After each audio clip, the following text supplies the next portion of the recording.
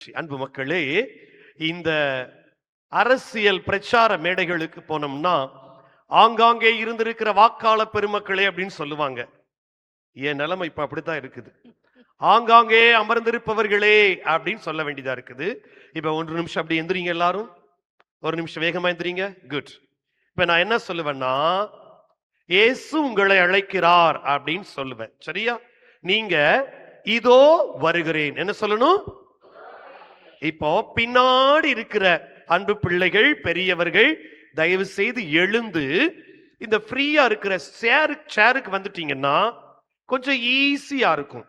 தனியா இருந்தீங்கன்னு வச்சுக்கோங்களேன், ஃபாதர் முன்னுரையில சொன்ன மாதிரி வாழ்வின் மரத்தை பறிச்சு சாப்பிட்டு கடவுளுக்கு எதிராக பாவம் செய்வோம். கரெக்டா? ஏவாள் தனியா இருந்தாங்க, சாத்தான் ஏமாற்றியது. கரெக்டா? தனியா இருந்தீங்கன்னா சாத்தான் ஏமாற்றுவான். தாவீது தனியா தூங்கிக்கிட்டு இருந்தாரு, சாத்தான் ஏமாற்றி பெத்சேபாவோடு தவறு செய்ய வைத்தது. அதனால தனியா இருக்காதீங்க. பாத்தீங்களா? இப்ப சாத்தான் சொன்ன உடனே தான் வேகமா எந்திரிச்சு வந்துட்டாங்க. இயேசு அழைக்கிறார், இதோ வருகிறேன். சத்தமா சொல்லுங்க, இயேசு அழைக்கிறார், இதோ வருகிறேன். இயேசு அழைக்கிறார், இதோ வருகிறேன். கொஞ்சம் பக்கத்துல வந்து உட்காருங்க, இன்னும் முன்னாடி வாங்க. இங்க பாருங்க, இவ்ளோ சேர் கிடக்குது. வாங்க வாங்க. இயேசு அழைக்கிறார், இதோ வருகிறேன். இயேசு அழைக்கிறார், இதோ வருகிறேன். சத்தமே இல்ல. இயேசு அழைக்கிறார், இதோ வருகிறேன். Very good. அன்பு மக்களே, அமர்ந்து கொள்ளுங்கள். இந்த மரியன்னை மாநாட்டை ஆரம்பிப்பதற்கு முன்பாக ஒரு 3 நபர்களுக்கு நன்றி சொல்ல கடமைப்பட்டிருக்கின்றோம். ஒரு உண்மையை சொல்லிக் கொள்ளுகிறேன். இன்றைக்கு தமிழகத்துல எத்தனையோ அருங்குடை தியான இல்லங்கள் இருக்கிறது. அவைகளெல்லாம் சிந்திக்காத ஒன்றை திருச்சி அருங்குடை இல்லம் தியானித்திருக்கு என்பதற்காக கரங்களை தட்டி நம்முடைய இல்லத்திற்கு ஒரு நன்றியை சொல்லுவோம். 3 நபர்களுக்கு நன்றி சொல்ல கடமைப்பட்டிருக்கிறேன். ஒன்று, இந்த மரியன்னையை மாநாட்டை நடத்த வேண்டும் என்ற அந்த ஒரு ஆசையை, அந்த ஒரு எண்ணத்தை தூண்டி எழுப்பிய எல்லாம் வல்ல இறைவனுக்கும் நம்முடைய தேவதாய்க்கும் கரங்களை தட்டி ஒரு நன்றியை சொல்லுவோம். இரண்டாவதாக, இந்த மரியன்னை மாநாடு தமிழகத்தின் மைய பகுதியாக இருக்கிற திருச்சி அருங்கொடை இல்லத்தில் தான் நடைபெற வேண்டும் என்பதற்காக நம்முடைய இல்லத்திற்கு மீண்டும் ஒரு முறை நல்ல கைகளை தட்டி நன்றி சொல்லுவோம். மூன்றாவதாக, இந்த மரியன்னை மாநாடை நடத்த வேண்டும் என்று கேட்ட பொழுது நடத்துவோம் என்று ஆக்கமும் ஊக்கமும் கொடுத்த நம்முடைய அன்பு தந்தை அமல் அவர்களுக்கு நல்ல ஒரு கைதட்டி நன்றியை தெரிவித்துக் கொள்வோம். அன்பு மக்களே, இரண்டாவதாக, எதற்காக இந்த மரியன்னை மாநாட்டை நடத்துகிறோம்? நல்லா கவனிச்சுக்கோங்க. இணையதளத்தில் பார்த்து கொண்டிருக்கிற அன்பு நண்பர்களுக்கு சொல்லிக் கொள்ளுகிறோம், எதற்காக இந்த மரியன்னை மாநாடு? 3 காரணங்களை சொல்லிக்கொள்ள ஆசைப்படுகிறேன். 1, திரு அவை. 2, இன்றைக்கு தமிழகத்தில் உள்ள தியான மையங்கள். 3, என்னுடைய சொந்த வாழ்க்கை. இந்த 3 காரணங்களுக்காக இந்த மரியன்னை மாநாடை நடத்த வேண்டும் என்று ஆசைப்பட்டோம். முதலாவதாக, திரு அவை. எப்படி இந்த மரியன்னை மாநாட்டிற்கு திரு அவை அடித்தளமிட்டது என்பதை புரிந்து கொள்ள வேண்டும். மரியன்னை என்பவரை மையப்படுத்தி திரு அவையில 4 கோட்பாடுகளை நமக்கு திரு அவை தந்திருக்கிறது. ஞாபகம் வைத்துக் கொள்ளுங்கள். முக்கியமான 4 கோட்பாடுகள். 1, மரியன்னை கடவுளின் தாய். அந்த விழாவை என்னைக்கு கொண்டாடுறோம்? ஜனவரி 1. மரியன்னை கடவுளின் தாய் என்பது முதல் கோட்பாடு. இரண்டாவது, மரியன்னை என்றும் கன்னியாக இருக்கிறார் என்பது இரண்டாவது கோட்பாடு. மூன்றாவது கோட்பாடு, அமல உற்பவியாக இருக்கிறார். அதை நாம் டிசம்பர் மாதம் 8ஆம் தேதி கொண்டாடுகிறோம். 4வது முக்கியமான கோட்பாடு, மரியன்னையின் விண்ணேற்பு. கைகளை தட்டி தாயாம் திரு அவைக்கு ஒரு நன்றி சொல்லுங்கள். மரியன்னையினுடைய விண்ணேற்பு. இப்ப இந்த 3ம், இந்த 4 கோட்பாடுகளில் முதலில் வருகின்ற 3 கோட்பாடுகளில் எந்த பிரச்சனையும் கிடையாது. எப்படின்னு பாருங்களேன். மரியாள் கடவுளின் தாய். ஆமாவா இல்லையா? ஏன்னா அவர் யாருடைய தாய்? இயேசுவின் தாய். இயேசு யாரு? கடவுள். லாஜிக் கரெக்டா இருக்கு. எனவே அந்த கோட்பாட்டில் எந்த பிரச்சனையும் கிடையாது. இரண்டாவதாக, அன்னை மரியாள் என்றும் கன்னியாக இருக்கிறார். இதுலயும் பிரச்சனையே கிடையாது. நமக்கு எடுத்துக்காட்டு விவிலியத்தில் இருக்கிறது. கரெக்டா? விவிலியத்தில் அவர் இருக்கிறார். சூசையப்பரோடு அவர் ஒன்று கூடி வாழவில்லை. தூயாவி இறங்கி வருகிறார். அவர் இயேசுவை பெற்றெடுக்கிறார். இதுலயும் நமக்கு டவுட் வரவே வராது. மூன்றாவதாக, அன்னை அமல உற்பவியாக இருந்தார். பாவ மாசு இல்லாமல் இயேசுவை பெற்றெடுத்தார். இதுலயும் யாருக்கு எந்த சந்தேகமும் வராது. ஏனெனில் கடவுளால் அனுப்பப்பட்ட வானதுதர் அன்னை மரியாவிடம் சொன்ன வார்த்தை, அருள் மிக பெற்றவரே, சத்தமா, அருள் மிக பெற்றவரே வாழ்க. இதுலயும் நமக்கு சந்தேகம் வராது. ஆனால் நான்காவது கோட்பாடுதான் இன்றும் என்றும் திரு அவைக்கும் பிரிந்த சபை சகோதரர்களுக்கும் பிரச்சனையை உண்டாக்கி கொண்டே இருக்கிறது. ஏனெனில் அன்னை மரியாள் விண்ணேற்பு அடைந்தார் என்பதற்கான ஒரு இடத்தில் கூட நம்மால் விவிலியத்திலிருந்து எடுத்துக்காட்டு சொல்லவே முடியாது. அன்னை மரியாள் விண்ணேற்பு அடைந்தார் என்பதை இன்று வரை விவிலியத்திலிருந்து நம்மால் எடுத்து கூற முடியாது. ஆனால் திரு அவை அதை மகிமைப்படுத்தி 2 முறை கொண்டாடி இருக்கிறது. மக்களை ஞாபகம் வச்சுக்கோங்க. திரு அவை வரலாற்றுல எத்தனையோ ஆண்டுகளை கொண்டாடி இருக்கிறோம். ஆனால் அன்னை மரியாவுக்கு மட்டும்தான் 2 முறை மரியன்னை ஆண்டை திரு அவை கொண்டாடி மகிழ்ந்திருக்கிறது. கைகளை தட்டி தாயாம் திரு அவைக்கு நன்றி சொல்லுங்க. 2 முறை அன்னை மரியாவின் ஆண்டை தாயாம் திரு அவை கொண்டாடி இருக்கிறது. ஒன்று 1953, 54 முதலாவதாக மரியன்னை மாநாடு கொண்டாடப்பட்டது. மரியன்னை ஆண்டை கொண்டாடினார்கள். அப்பொழுது திருத்தந்தையாக இருந்தவர் 12வது பயஸ்.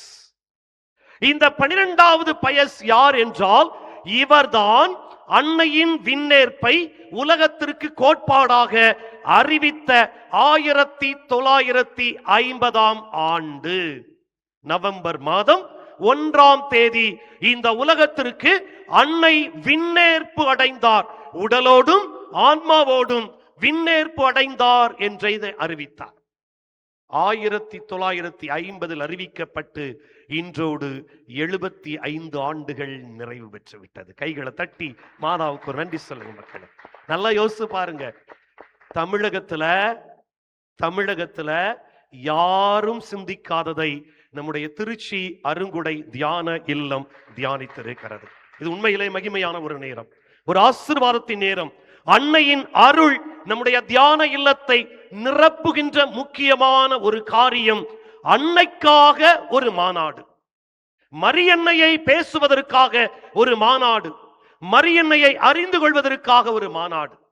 1953, 54 முதல் மரியன்னை ஆண்டு 12வது பயஸ் அறிவித்தார். இரண்டாவதாக அன்னையின் செல்ல பிள்ளையாக வளர்ந்த நம்முடைய புனித திருத்தந்தை 2ஆம் ஜான் பால் 1987, 88 2வது மரியன்னை மாநாடை அறிவித்து அழகான ஒரு என்சைக்ளிக்கல் என்று சொல்வதை உலகத்திற்கு தந்தார். அது என்னது? ரெடம்டோரிஸ் மாத்தேர், மீட்பரின் தாய் என்று திருத்தந்தை 2ஆம் ஜான் பால் அறிவித்தார். அதனால் தான் உங்களுக்கு தெரியும் ஒரு உண்மை. திருத்தந்தை ஜான் பாலுடைய சொந்த ஊர் எது? போலந்து நாடு. போலந்து நாடு. திருத்தந்தை 2ஆம் ஜான் பால் திருத்தந்தையாக தேர்ந்தெடுக்கப்பட்ட பொழுது அந்த நாடு முழுவதும் கம்யூனிஸ்ட் நாடு. ஒருவர் கூட கிறிஸ்துவை நம்பாதவர்கள் அந்த நாட்டிலே இருந்தார்கள்.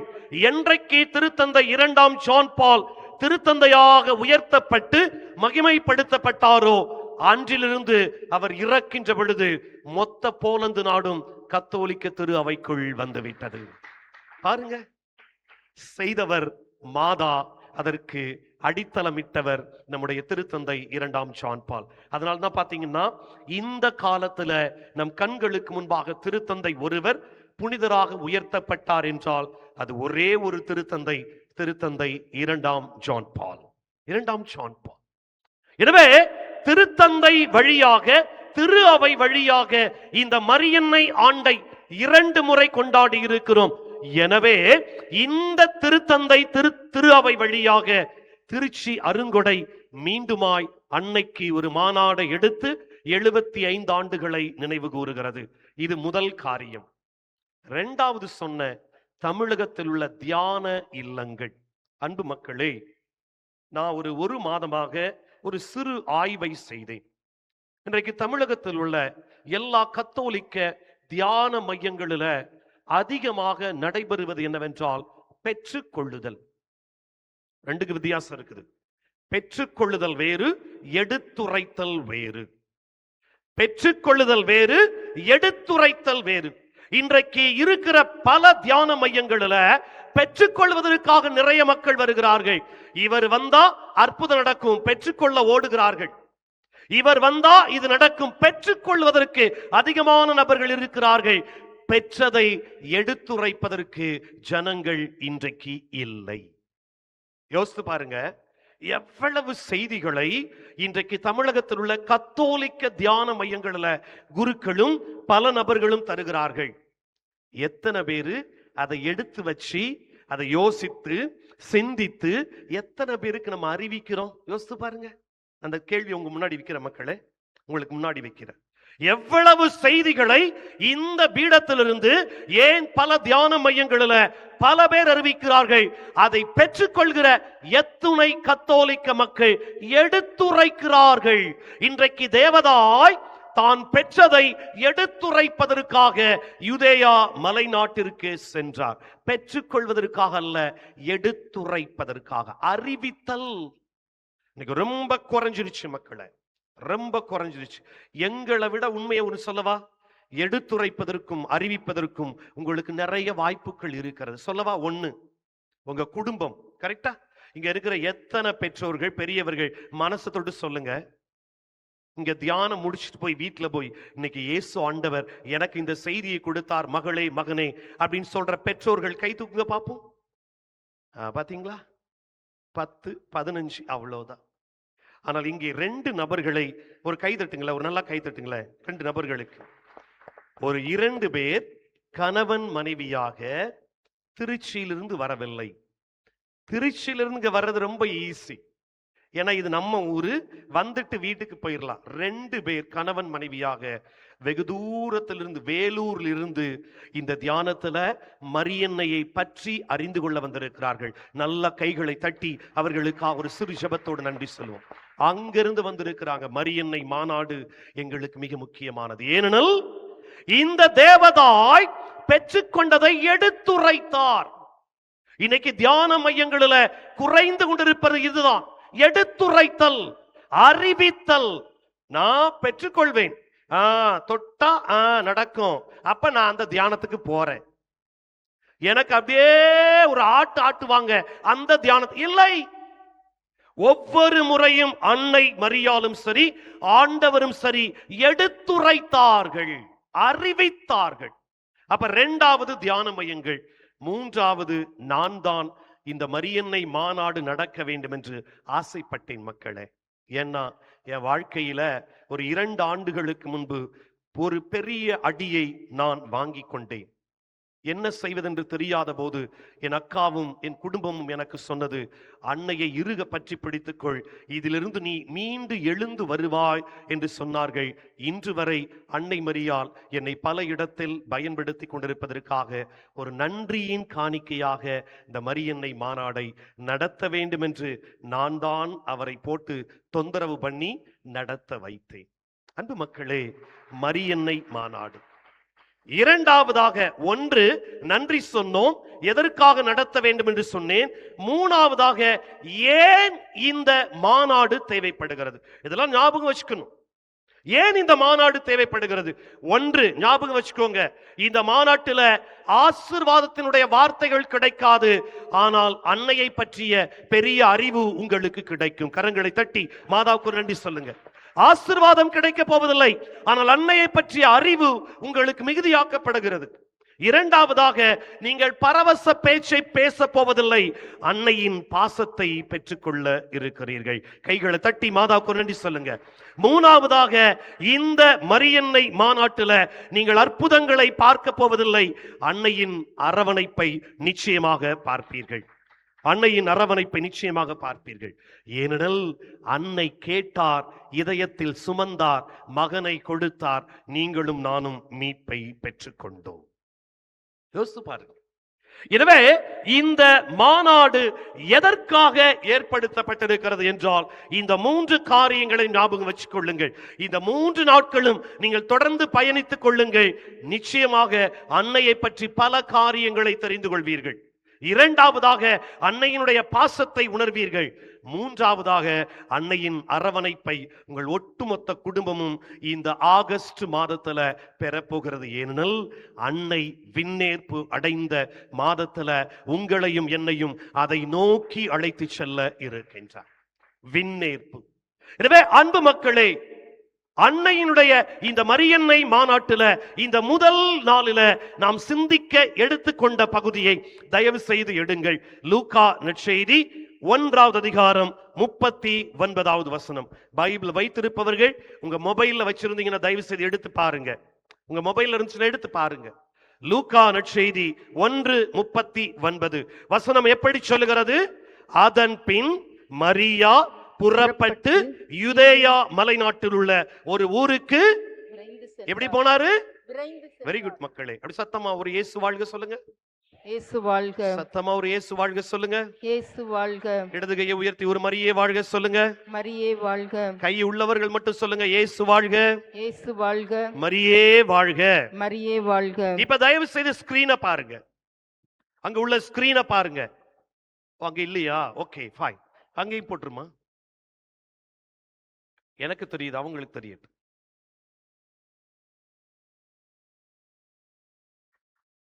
உங்க பைபிள்ல கடைசி பக்கத்துல இந்த இஸ்ரவேல் நாடு, பாலஸ்தீன நாடு, புதிய ஏற்பாடு அப்படிங்கிற ஒரு மேப் இருக்கும். நல்லா பார்த்துக்கோங்க. தயவு செய்து இந்த மேப்பை நல்லா பாருங்க. அந்த மேப்பில் உள்ள சில காரியங்களை உங்களோடு பகிர்ந்து கொள்ள போகிறேன். அன்பு மக்களே, அந்த வசனம் எப்படி சொல்லுது? அதன் பின் மரியா புறப்பட்டு யூதேயா மலைநாட்டிற்கு எப்படி போனாரு? நல்லா கவனிங்க. அவர் விரைந்து சென்றார் என்று சொல்லும் பொழுதே அங்கே லூக்கா அற்புதமான ஒரு காரியத்தை மறைத்து வைத்திருக்கிறார். அவர் விரைந்து சென்றார் என்பது அன்னையின் இயல்பை சுட்டி காட்டுகிறது, அவருடைய பயணத்தை சுட்டி காட்டவில்லை. நல்லா புரிஞ்சுக்கோங்க, சும்மா பேசக்கூடாது. விரைந்து போனார். ஏன்னா அன்னை வாழ்ந்த நாசரேத்திற்கும் எலிசபெத் வாழ்ந்த அந்த யூதேயா மலைநாட்டிற்கும் கிட்டத்தட்ட 90 மைலுங்க, 125 கிலோமீட்டர். விரைந்து போக முடியுமா? நடந்து போனாலே 4 நாள் ஆகும். கழுதை பயணத்துல போனா 4-5 நாட்கள் ஆகும். அப்புறம் ஏன் லூக்கா விரைந்து சென்றார் என்றால் அன்னையின் இயல்பு. அது என்ன இயல்பு? எப்பெல்லாம் மாதா கடவுளுடைய வார்த்தையை கேட்டாரோ அவர் ஒருபோதும் யோசித்ததே கிடையாது செயல்படுத்துவதற்கு. கரங்களை தட்டி மாதாவுக்கு நன்றி சொல்லுங்க.